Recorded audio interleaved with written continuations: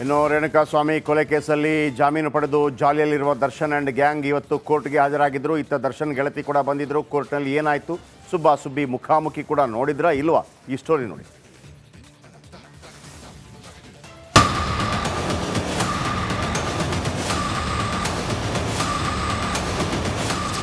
ರೇಣುಕಾಸ್ವಾಮಿ ಕೊಲೆ ಕೇಸ್ನಲ್ಲಿ ನಟ ದರ್ಶನ್ ಅಂಡ್ ಗ್ಯಾಂಗ್ ಜಾಮೀನು ಪಡೆದು ಇದೀಗ ಜಾಲಿಯಾಗಿದ್ದಾರೆ. ಆದರೆ ಕೋರ್ಟ್ ಕರೆದಾಗೆಲ್ಲ ಹೋಗಲೇಬೇಕು. ಇಂದು ಕೂಡ ಎಂದಿನಂತೆ ಬೆಂಗಳೂರಿನ 57ನೇ ಸಿಸಿಎಚ್ ಕೋರ್ಟ್ಗೆ ಡಿ ಗ್ಯಾಂಗ್ ಹಾಜರಾಗಿದ್ದಾರೆ.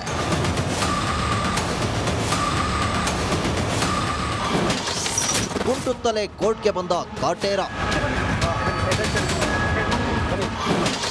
ಪವಿತ್ರ ಕಡೆ ನೋಡದ ಕೊಲೆ ಆರೋಪಿ ದರ್ಶನ್ ಕೋರ್ಟ್ಗೆ ಹಾಜರಾಗಲು ಆರ್ಆರ್ ನಗರ ಮನೆಯಿಂದ ಹೊರಟಾಗ ಬೆನ್ನು ನೋವು ಇರೋದ್ರಿಂದ ಕುಂಟುತ್ತಲೇ ಸಾಗಿದ್ರು.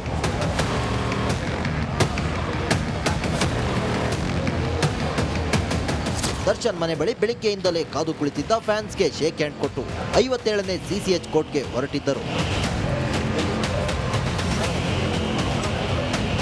ಇತ್ತ ರೇಣುಕಾಸ್ವಾಮಿ ಕೊಲೆ ಕೇಸ್ನ A1 ಆರೋಪಿ ಪವಿತ್ರ ಗೌಡ ಕೂಡ ಕೋರ್ಟ್ಗೆ ಹಾಜರಾದರು. ಕೋರ್ಟ್ ಹಾಲ್ಗೆ ತೆರಳಿದ ಇಬ್ರು ನ್ಯಾಯಾಧೀಶ ಜೈಶಂಕರ್ ಪೀಠದೆದುರು ಹಾಜರಾಗಿದ್ದರು. ಆದರೆ ಪವಿತ್ರ ಗೌಡ ಬಿಟ್ಟು ಉಳಿದೆಲ್ಲ ಆರೋಪಿಗಳನ್ನ ದರ್ಶನ್ ಮಾತನಾಡಿಸಿದ್ದಾರೆ. ಇನ್ನು ವಾದ ಆರಂಭಿಸಿದ ದರ್ಶನ್ ಪರ ವಕೀಲ ಸುನೀಲ್ ಕುಮಾರ್ ಪೊಲೀಸರ ವಿರುದ್ಧ ಆರೋಪಗಳನ್ನ ಹೊರಿಸಿದ್ದಾರೆ. ಇತರೆ ಸಾಕ್ಷಿಗಳನ್ನ ಮಾಫಿ ಸಾಕ್ಷಿಗಳನ್ನಾಗಿ ಮಾಡುವ ಪ್ರಯತ್ನ ಮಾಡುತ್ತಿದ್ದಾರೆ ಅಂತ ದೂರಿದ್ದಾರೆ. ಬಳಿಕ ಅರ್ಜಿ ವಿಚಾರಣೆಯನ್ನ ಏಪ್ರಿಲ್ 8ಕ್ಕೆ ಮುಂದೂಡಲಾಯಿತು. ಅಂದರೆ ಪೊಲೀಸ್ನವರು ಅಂತ ಹೇಳಿಕೊಂಡು, ಆಮೇಲೆ ಇನ್ನೊಂದು ಜನ ವಕೀಲರು ಅಂತ ಹೇಳಿಕೊಂಡು ಅವ್ರಿಗೆ ನೀವು ಈ ಪ್ರಕರಣದಲ್ಲಿ ಮಾಫಿ ಸಾಕ್ಷಿ ಆಗಬೇಕಾಗುತ್ತೆ, ಈ ಪ್ರಕರಣದಲ್ಲಿ ಮಾಫಿ ಸಾಕ್ಷಿ ಆಗಬೇಕಾಗುತ್ತೆ ಅಂತ ಹೇಳಿ ಅವ್ರಿಗೆಲ್ಲ ಬೇರೆ ಉಳಿದಂಥ ಒಂದಷ್ಟು ಜನ ಆರೋಪಿಗಳಿಗೆ ಹೆದರಿಸ್ತಾ ಇದ್ದಾರೆ. ಅದನ್ನು ನಾನು ಇವತ್ತು ಕೋರ್ಟಲ್ಲಿ ಮೊನ್ನೆ ನ್ಯಾಯಾಲಯದ ಗಮನಕ್ಕೆ ತಂದಿದ್ದೀನಿ. ಅದಕ್ಕೆ ನಾವು ಸೂಕ್ತ ಸಮಯ ನೋಡಿ ಅದಕ್ಕೆ ಸಂಬಂಧಪಟ್ಟಂಥ ಅರ್ಜಿನೂ ಸಹ ನಾವು ನ್ಯಾಯಾಲಯಕ್ಕೆ ಸಲ್ಲಿಸಿದ್ದೀವಿ. ಇವತ್ತು ನ್ಯಾಯಾಧೀಶರು ಸಹ ಅದನ್ನು ಹೇಳಿದ್ದಾರೆ, ನಿಮ್ಗೆ ಆ ಥರ ಯಾವುದಾದ್ರು ಗ್ರೀವೆನ್ಸ್ ಇದ್ದರೆ ನೀವು ಅರ್ಜಿ ಸಲ್ಲಿಸಿ, ನಾನು ಅದರ ಮೇಲೆ ಏನು ಆದೇಶ ಮಾಡಬೇಕು ಅದನ್ನು ಮಾಡ್ತೀನಿ ಅಂತ ಹೇಳಿದ್ದಾರೆ ಸರ್. ದರ್ಶನ್ ಹೊರಬರ್ತಿದ್ದಂತೆ ಅಭಿಮಾನಿಗಳು ಫೋಟೋಗಾಗಿ ಮುಗಿಬಿದ್ದಿದ್ದಾರೆ.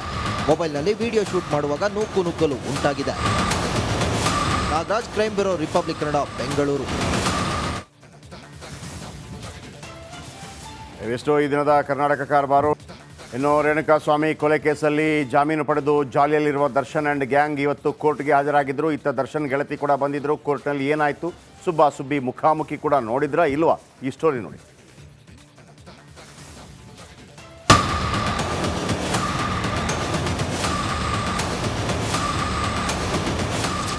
ರೇಣುಕಾಸ್ವಾಮಿ ಕೊಲೆ ಕೇಸ್ನಲ್ಲಿ ನಟ ದರ್ಶನ್ ಅಂಡ್ ಗ್ಯಾಂಗ್ ಜಾಮೀನು ಪಡೆದು ಇದೀಗ ಜಾಲಿಯಾಗಿದ್ದಾರೆ. ಆದರೆ ಕೋರ್ಟ್ ಕರೆದಾಗೆಲ್ಲ ಹೋಗಲೇಬೇಕು.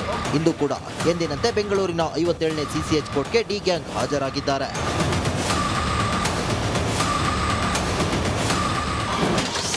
ಕುಂಟುತ್ತಲೇ ಕೋರ್ಟ್ಗೆ ಬಂದ ಕಾಟೇರ. ಪವಿತ್ರ ಕಡೆ ನೋಡದ ಕೊಲೆ ಆರೋಪಿ ದರ್ಶನ್ ಕೋರ್ಟ್ಗೆ ಹಾಜರಾಗಲು ಆರ್ಆರ್ ನಗರ ಮನೆಯಿಂದ ಹೊರಟಾಗ ಬೆನ್ನು ನೋವು ಇರೋದ್ರಿಂದ ಕುಂಟುತ್ತಲೇ ಸಾಗಿದ್ರು.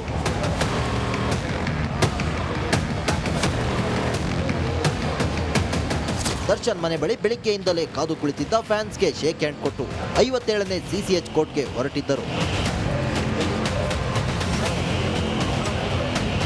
ಇತ್ತ ರೇಣುಕಾಸ್ವಾಮಿ ಕೊಲೆ ಕೇಸ್ನ A1 ಆರೋಪಿ ಪವಿತ್ರ ಗೌಡ ಕೂಡ ಕೋರ್ಟ್ಗೆ ಹಾಜರಾದರು.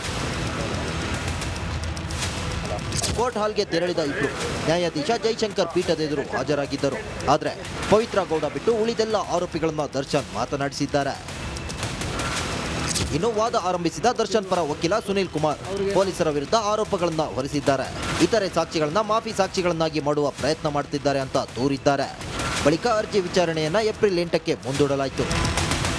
ಅಂದರೆ ಪೊಲೀಸ್ನವರು ಅಂತ ಹೇಳಿಕೊಂಡು, ಆಮೇಲೆ ಇನ್ನೊಂದು ಜನ ವಕೀಲರು ಅಂತ ಹೇಳಿಕೊಂಡು ಅವ್ರಿಗೆ ನೀವು ಈ ಪ್ರಕರಣದಲ್ಲಿ ಮಾಫಿ ಸಾಕ್ಷಿ ಆಗಬೇಕಾಗುತ್ತೆ, ಈ ಪ್ರಕರಣದಲ್ಲಿ ಮಾಫಿ ಸಾಕ್ಷಿ ಆಗಬೇಕಾಗುತ್ತೆ ಅಂತ ಹೇಳಿ ಅವ್ರಿಗೆಲ್ಲ ಬೇರೆ ಉಳಿದಂಥ ಒಂದಷ್ಟು ಜನ ಆರೋಪಿಗಳಿಗೆ ಹೆದರಿಸ್ತಾ ಇದ್ದಾರೆ. ಅದನ್ನು ನಾನು ಇವತ್ತು ಕೋರ್ಟಲ್ಲಿ ಮೊನ್ನೆ ನ್ಯಾಯಾಲಯದ ಗಮನಕ್ಕೆ ತಂದಿದ್ದೀನಿ. ಅದಕ್ಕೆ ನಾವು ಸೂಕ್ತ ಸಮಯ ನೋಡಿ ಅದಕ್ಕೆ ಸಂಬಂಧಪಟ್ಟಂಥ ಅರ್ಜಿನೂ ಸಹ ನಾವು ನ್ಯಾಯಾಲಯಕ್ಕೆ ಸಲ್ಲಿಸಿದ್ದೀವಿ. ಇವತ್ತು ನ್ಯಾಯಾಧೀಶರು ಸಹ ಅದನ್ನು ಹೇಳಿದ್ದಾರೆ, ನಿಮ್ಗೆ ಆ ಥರ ಯಾವುದಾದ್ರು ಗ್ರೀವೆನ್ಸ್ ಇದ್ದರೆ ನೀವು ಅರ್ಜಿ ಸಲ್ಲಿಸಿ, ನಾನು ಅದರ ಮೇಲೆ ಏನು ಆದೇಶ ಮಾಡಬೇಕು ಅದನ್ನು ಮಾಡ್ತೀನಿ ಅಂತ ಹೇಳಿದ್ದಾರೆ ಸರ್. ದರ್ಶನ್ ಹೊರಬರ್ತಿದ್ದಂತೆ ಅಭಿಮಾನಿಗಳು ಫೋಟೋಗಾಗಿ ಮುಗಿಬಿದ್ದಿದ್ದಾರೆ. ಮೊಬೈಲ್ನಲ್ಲಿ ವಿಡಿಯೋ ಶೂಟ್ ಮಾಡುವಾಗ ನುಗ್ಗಲು ಉಂಟಾಗಿದೆ. Nagaraj, crime bureau, Republic Kannada, Bengaluru. ಇವೆಷ್ಟು ಈ ದಿನದ ಕರ್ನಾಟಕ ಕಾರಬಾರು. ಇನ್ನು ರೇಣುಕಾಸ್ವಾಮಿ ಕೊಲೆ ಕೇಸಲ್ಲಿ ಜಾಮೀನು ಪಡೆದು ಜಾಲಿಯಲ್ಲಿರುವ ದರ್ಶನ್ ಆ್ಯಂಡ್ ಗ್ಯಾಂಗ್ ಇವತ್ತು ಕೋರ್ಟ್ಗೆ ಹಾಜರಾಗಿದ್ದರು. ಇತ್ತ ದರ್ಶನ್ ಗೆಳತಿ ಕೂಡ ಬಂದಿದ್ದರು. ಕೋರ್ಟ್ನಲ್ಲಿ ಏನಾಯಿತು ಸುಬ್ಬಿ ಮುಖಾಮುಖಿ ಕೂಡ ನೋಡಿದ್ರಾ ಇಲ್ವಾ? ಈ ಸ್ಟೋರಿ ನೋಡಿ.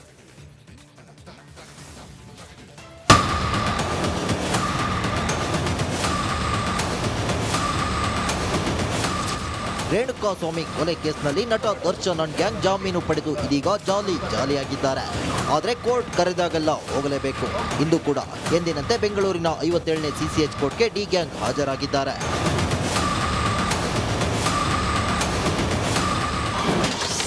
ಕುಂಟುತ್ತಲೇ ಕೋರ್ಟ್ಗೆ ಬಂದ ಕಾಟೇರ.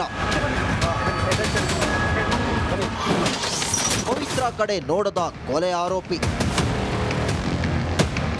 ಆರೋಪಿ ದರ್ಶನ್ ಕೋರ್ಟ್ಗೆ ಹಾಜರಾಗಲು RR ನಗರ ಮನೆಯಿಂದ ಹೊರಟಾಗ ಬೆನ್ನು ನೋವು ಇರೋದ್ರಿಂದ ಕುಂಟುತ್ತಲೇ ಸಾಗಿದ್ರು.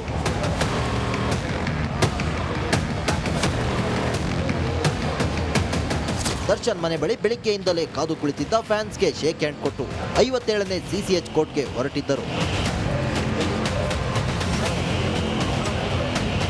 ಇತ್ತ ರೇಣುಕಾಸ್ವಾಮಿ ಕೊಲೆ ಕೇಸ್ನ A1 ಆರೋಪಿ ಪವಿತ್ರ ಗೌಡ ಕೂಡ ಕೋರ್ಟ್ಗೆ ಹಾಜರಾದರು. ಕೋರ್ಟ್ ಹಾಲ್ಗೆ ತೆರಳಿದ ಇಬ್ಬರು ನ್ಯಾಯಾಧೀಶ ಜೈಶಂಕರ್ ಪೀಠದೆದುರು ಹಾಜರಾಗಿದ್ದರು. ಆದರೆ ಪವಿತ್ರ ಗೌಡ ಬಿಟ್ಟು ಉಳಿದೆಲ್ಲ ಆರೋಪಿಗಳನ್ನ ದರ್ಶನ್ ಮಾತನಾಡಿಸಿದ್ದಾರೆ. ಇನ್ನು ವಾದ ಆರಂಭಿಸಿದ ದರ್ಶನ್ ಪರ ವಕೀಲ ಸುನೀಲ್ ಕುಮಾರ್ ಪೊಲೀಸರ ವಿರುದ್ಧ ಆರೋಪಗಳನ್ನ ಹೊರಿಸಿದ್ದಾರೆ. ಇತರೆ ಸಾಕ್ಷಿಗಳನ್ನ ಮಾಫಿ ಸಾಕ್ಷಿಗಳನ್ನಾಗಿ ಮಾಡುವ ಪ್ರಯತ್ನ ಮಾಡ್ತಿದ್ದಾರೆ ಅಂತ ದೂರಿದ್ದಾರೆ. ಬಳಿಕ ಅರ್ಜಿ ವಿಚಾರಣೆಯನ್ನ ಏಪ್ರಿಲ್ 8ಕ್ಕೆ ಮುಂದೂಡಲಾಯಿತು. ಅಂದರೆ ಪೊಲೀಸ್ನವರು ಅಂತ ಹೇಳಿಕೊಂಡು ಆಮೇಲೆ ಇನ್ನೊಂದಷ್ಟು ವಕೀಲರು ಅಂತ ಹೇಳಿಕೊಂಡು ಅವ್ರಿಗೆ ನೀವು ಈ ಪ್ರಕರಣದಲ್ಲಿ ಮಾಫಿ ಸಾಕ್ಷಿ ಆಗಬೇಕಾಗುತ್ತೆ, ಈ ಪ್ರಕರಣದಲ್ಲಿ ಮಾಫಿ ಸಾಕ್ಷಿ ಆಗಬೇಕಾಗುತ್ತೆ ಅಂತ ಹೇಳಿ ಅವ್ರಿಗೆಲ್ಲ ಬೇರೆ ಉಳಿದಂಥ ಒಂದಷ್ಟು ಜನ ಆರೋಪಿಗಳಿಗೆ ಹೆದರಿಸ್ತಾ ಇದ್ದಾರೆ. ಅದನ್ನು ನಾನು ಇವತ್ತು ಕೋರ್ಟಲ್ಲಿ ಮೊನ್ನೆ ನ್ಯಾಯಾಲಯದ ಗಮನಕ್ಕೆ ತಂದಿದ್ದೀನಿ. ಅದಕ್ಕೆ ನಾವು ಸೂಕ್ತ ಸಮಯ ನೋಡಿ ಅದಕ್ಕೆ ಸಂಬಂಧಪಟ್ಟಂಥ ಅರ್ಜಿನೂ ಸಹ ನಾವು ನ್ಯಾಯಾಲಯಕ್ಕೆ ಸಲ್ಲಿಸಿದ್ದೀವಿ. ಇವತ್ತು ನ್ಯಾಯಾಧೀಶರು ಸಹ ಅದನ್ನು ಹೇಳಿದ್ದಾರೆ, ನಿಮ್ಗೆ ಆ ಥರ ಯಾವುದಾದ್ರು ಗ್ರೀವೆನ್ಸ್ ಇದ್ದರೆ ನೀವು ಅರ್ಜಿ ಸಲ್ಲಿಸಿ, ನಾನು ಅದ್ರ ಮೇಲೆ ಏನು ಆದೇಶ ಮಾಡಬೇಕು ಅದನ್ನು ಮಾಡ್ತೀನಿ ಅಂತ ಹೇಳಿದ್ದಾರೆ ಸರ್. ದರ್ಶನ್ ಹೊರಬರ್ತಿದ್ದಂತೆ ಅಭಿಮಾನಿಗಳು ಫೋಟೋಗಾಗಿ ಮುಗಿಬಿದ್ದಿದ್ದಾರೆ. ಮೊಬೈಲ್ನಲ್ಲಿ ವಿಡಿಯೋ ಶೂಟ್ ಮಾಡುವಾಗ ನುಗ್ಗಲು ಉಂಟಾಗಿದೆ. Nagaraj, crime bureau, Republic Kannada, Bengaluru. ಇವೆಷ್ಟೋ ಈ ದಿನದ ಕರ್ನಾಟಕ ಕಾರಬಾರು. ಇನ್ನು ರೇಣುಕಾಸ್ವಾಮಿ ಕೊಲೆ ಕೇಸಲ್ಲಿ ಜಾಮೀನು ಪಡೆದು ಜಾಲಿಯಲ್ಲಿರುವ ದರ್ಶನ್ ಆ್ಯಂಡ್ ಗ್ಯಾಂಗ್ ಇವತ್ತು ಕೋರ್ಟ್ಗೆ ಹಾಜರಾಗಿದ್ದರು. ಇತ್ತ ದರ್ಶನ್ ಗೆಳತಿ ಕೂಡ ಬಂದಿದ್ದರು. ಕೋರ್ಟ್ನಲ್ಲಿ ಏನಾಯಿತು ಸುಬ್ಬಿ ಮುಖಾಮುಖಿ ಕೂಡ ನೋಡಿದ್ರಾ ಇಲ್ವಾ? ಈ ಸ್ಟೋರಿ ನೋಡಿ.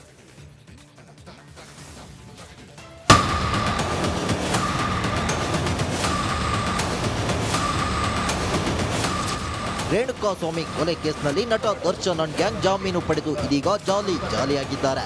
ಆದರೆ ಕೋರ್ಟ್ ಕರೆದಾಗೆಲ್ಲ ಹೋಗಲೇಬೇಕು. ಇಂದು ಕೂಡ ಎಂದಿನಂತೆ ಬೆಂಗಳೂರಿನ 57ನೇ ಸಿಸಿಎಚ್ ಕೋರ್ಟ್ಗೆ ಡಿ ಗ್ಯಾಂಗ್ ಹಾಜರಾಗಿದ್ದಾರೆ.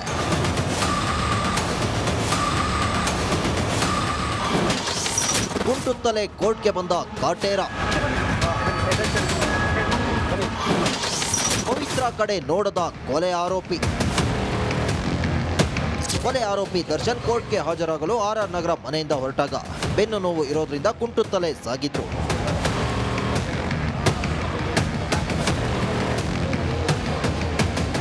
ದರ್ಶನ್ ಮನೆ ಬಳಿ ಬೆಳಿಗ್ಗೆಯಿಂದಲೇ ಕಾದು ಕುಳಿತಿದ್ದ ಫ್ಯಾನ್ಸ್ಗೆ ಶೇಕ್ ಹ್ಯಾಂಡ್ ಕೊಟ್ಟು 57ನೇ ಸಿಸಿಎಚ್ ಕೋರ್ಟ್ಗೆ ಹೊರಟಿದ್ದರು. ಇತ್ತ ರೇಣುಕಾಸ್ವಾಮಿ